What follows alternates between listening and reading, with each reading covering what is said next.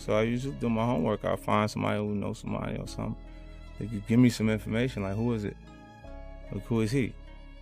And, Frenchie, they got me the tape. They got me the tape of his mother's house, where his mom's work at. You know what I'm saying? The other cribs, the studios, stuff like that. That's the Cali tape. Right. Okay. I had all of. What if I told you French Montana's engagement to a Dubai princess isn't about love at all, but a $7 billion escape plan from Diddy's scandal to a royal golden cage?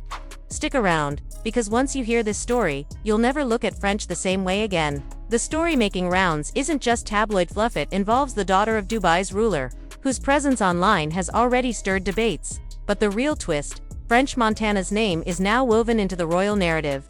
And if there's one thing 50 Cent never misses, it's a chance to jab at French.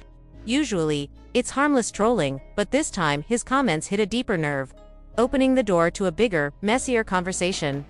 At first glance, headlines about French being tied to a Dubai princess worth billions look like a dream come true. To casual fans, it reads like the ultimate glow-up, from rapper life to royal life. But whispers behind the scenes paint a very different picture. Rumor has it, this union isn't just about romance, it might be French Montana's strategy for survival. With Diddy facing federal scrutiny and investigators circling anyone too close to him, French allegedly needed a safety net. And what better refuge than the glittering fortress of Dubai? But paradise often comes with shadows. Dubai dazzles outsiders with its towering skylines, luxury cars, and limitless wealth, yet those familiar with its darker corners warn of secrets buried beneath the gold.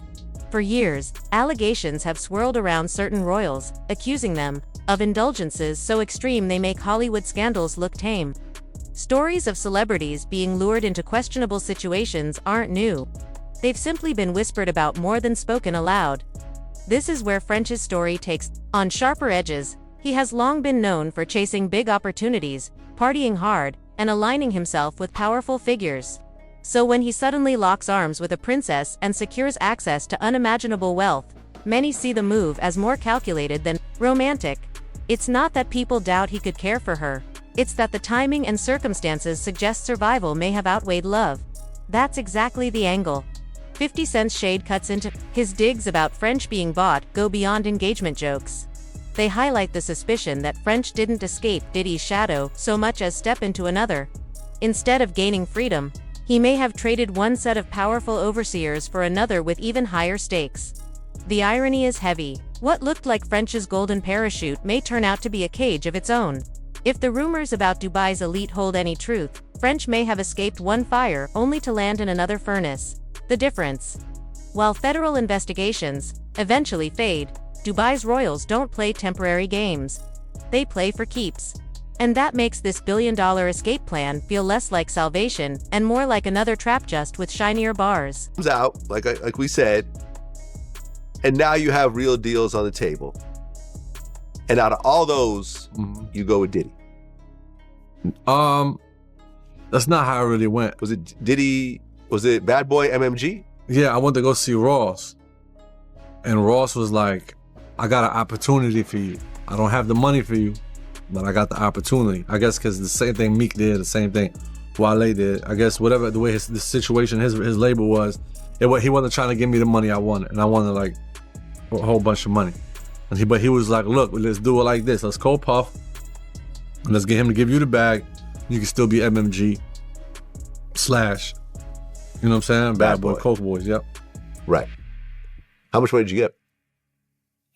$2 million. To really understand why French Montana might see Dubai as an escape, you first have to rewind to how he even got tangled in Bad Boy's web. His signing with Diddy wasn't as simple as dropping Pop That and watching the offers roll in from the beginning. That deal carried a strange smell, and now, with everything that's come out about Diddy in the last couple of years, fans are revisiting it with a lot more suspicion. People forget that French wasn't some desperate newcomer at the time. He had options, real ones. ROC Nation showed interest. Rick Ross and MMG were circling. Even Kanye's camp gave him attention. But out of all those tables, he sat down with Diddy, the one label already infamous for bad contracts, questionable deals, and rumors of extras that had little to do with music. Why? Because Bad Boy wasn't just a record label. It was a lifestyle. And in that world, lifestyle often mattered more than money. The whispers said Diddy gave French more than a signing bonus. He gave him entry into the private parties, the women, the so-called freak-offs, and the kind of play-long in Gilbert-warded environment that people are only now openly discussing. Fans raised eyebrows for good reason. First, French himself admitted he took less money up front than what Jay-Z or Ross had offered. Yet he chose Puff anyway. Second, every time French was seen leaving one of those infamous parties looking drained or disoriented, people noticed. Photos and videos from 2016 through 2019 show him looking worn out. And the timing always seemed to line up with weekends spent around Diddy. Things only got messier after Diddy's arrest in 2024. That's when former producers and associates started confessing what really went on. One producer even claimed Diddy blackballed him after refusing to join a freak-off. So, when fans looked back at French's meteoric rise under Bad Boy, they connected the dots themselves. You signed the deal, stayed in the mix, and benefited. Then you must have paid a price. Is there a direct receipt with French's name on it? No, but the circumstantial tea is boiling hot. There's the Sir French vanilla flavor launch that Puff gifted him right after an alleged all-night hangout. There's the viral birthday video where Diddy's in a robe, French is shirtless, and both look completely spent. And there's French's own admission that he chased the big bag. And Puff was the only one who put it in his hands. To the industry, it looked like a normal label signing. To the streets, it looked like French was willing to trade more than just music for opportunity. And that's exactly why his Dubai storyline rings so familiar. Once people believe you'll sacrifice dignity for advancement, they'll assume you'll do it again just with a bigger paycheck and a different power player pulling the strings. Here's where the rabbit hole really starts to twist. In mid-2024, French Montana suddenly shows up at Paris Fashion Week not just flaunting designer clothes, but allegedly showing off a fiancé, and not just any fiancé, Shikamara, a princess from one of Dubai's ruling families.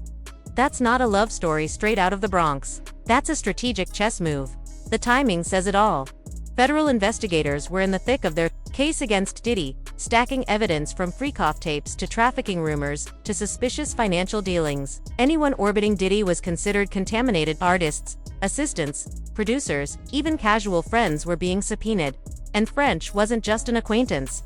For years, he was practically Puff's shadow, tagging along on birthday trips, sharing champagne endorsements, and soaking up endless cosigns. If prosecutors were connecting dots, French's name was bound to surface. So what does he do? He doesn't just vanish. He attaches himself to one of the richest dynasties in the Middle East.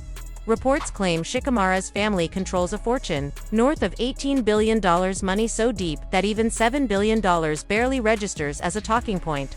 And marrying into that isn't just about luxury, it's about safety nets, new passports, legal residency, and insulation inside a region that doesn't let foreign investigators pry into its affairs. To outsiders, it might look like romance. To skeptics, it screams survival. The sudden engagement, the conveniently timed move, the way French has been spotted in Dubai more often than New York or LA, it all paints the picture of a man securing an escape plan, not planning a wedding. The optics are telling, too. Every photo French posts with his princess makes him look polished, rejuvenated, almost reborn. But the comments section doesn't buy it. Jokes fly. You swapped Diddy for Dubai. Or harsher. Better hope the sheiks don't treat you like Puff did. And that's the real sting. French may think he's leveled up by fleeing to Dubai, but history whispers a different warning. In the world of Middle Eastern royalty, power plays can be ruthless. Sometimes, escaping one fire doesn't mean safety. Sometimes, it just means stepping into a furnace that burns even hotter. A friend of mine is an air hostess, and her friend was on a flight with her, and her friend was eating like a very specific diet. So apparently the thing is, it's actually a control thing. I don't know if I can speak about sheikhs. No, speak. So these guys actually pay these women to hold a strict diet for like 2 weeks so that they can know that they are in complete control of what that woman is putting into her body, and the girl is shit on them. Wow. So the girls aren't even getting shit on, the girls are shit on these guys, because then the guys feel like it's sick, like it's a control thing. So then they know, like, oh, you listened to me for 2 weeks. Yeah, so that's probably their kink, that girls actually listen to them. Here's the part French Montana probably doesn't want to hear. Running from scrutiny to the UAE doesn't necessarily mean freedom. Sometimes, it just means you've signed a new kind of contract. Dubai dazzles on the surface with its towering skyscrapers, neon skylines, and a lifestyle built on extremes. Lamborghinis roar down Sheikh Zayed Road. Super yachts float along the marina with exotic animals lounging on deck. And the global elite treat the city as their personal playground. To outsiders, it can feel like a utopia for anyone trying to reinvent themselves. But behind the glittering exterior, the whispers have always been darker. And the cost of entry can be more than most outsiders truly understand. For years, influencers have been flying in wide-eyed, chasing that tax-free glamour and the endless content opportunities skydives over the palm. Luxury brunches stacked with gold desserts. Hotel suites that make Las Vegas look humble.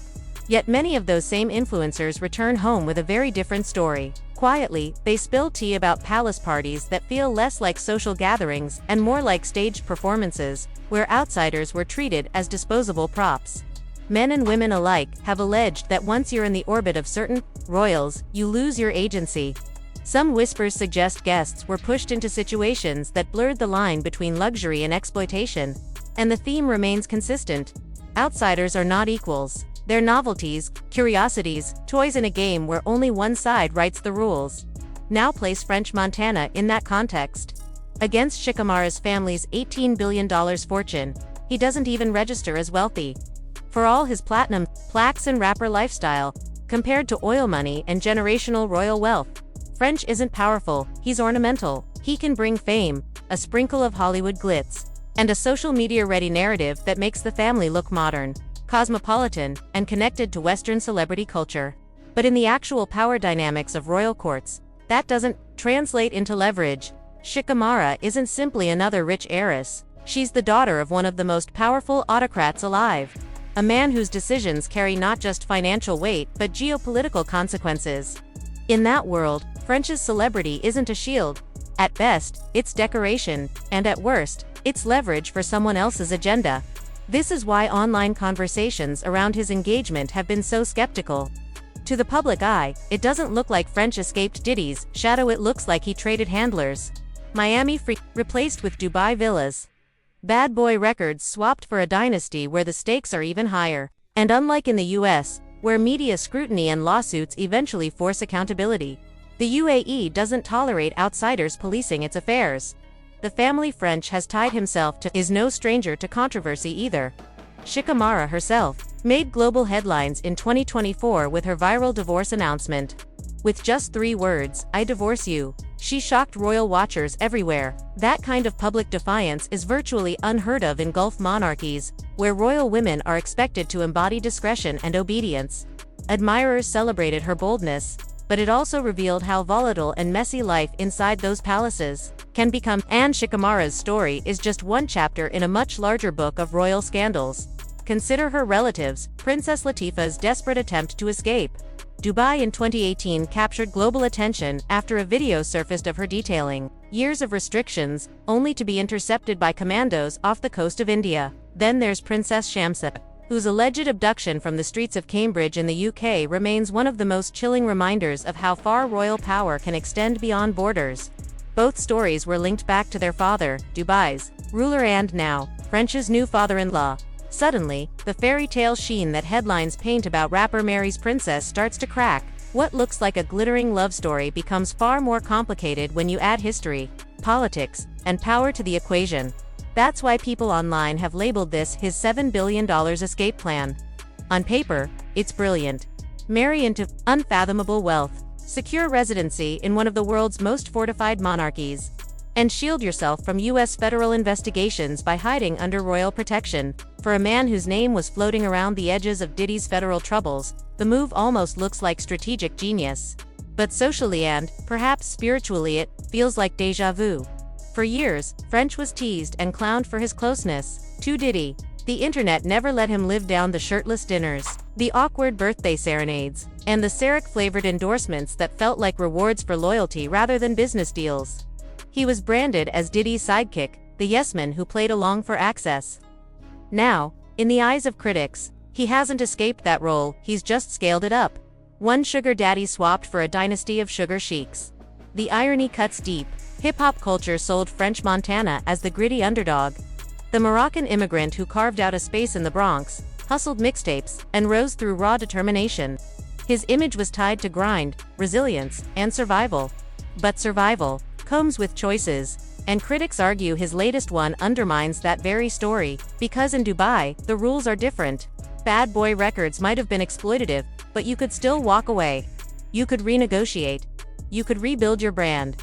With royalty, the calculus changes. You don't outshine them. You don't embarrass them. And you certainly don't outlive your usefulness. The cautionary tales are there. Former associates, celebrities, even royals themselves have learned the hard way what it means to fall out of favor with absolute rulers.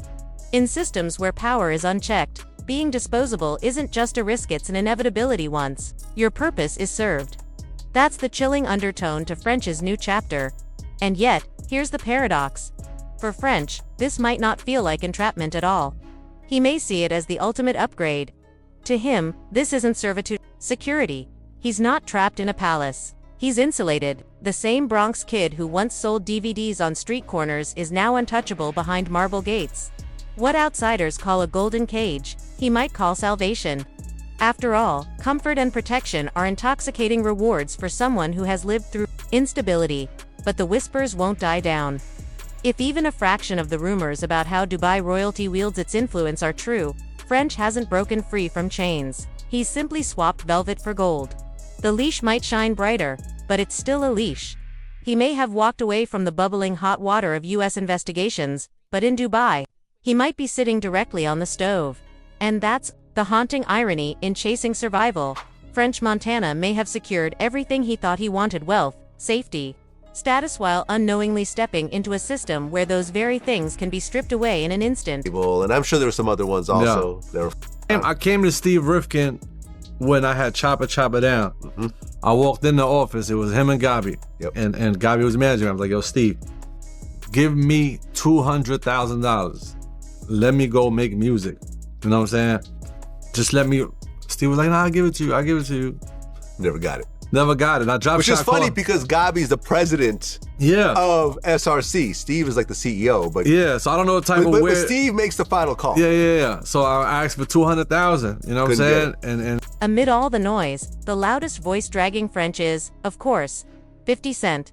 But pause for a second. What if 50 isn't just trolling? What if beneath the sarcasm, he's really trying to warn him?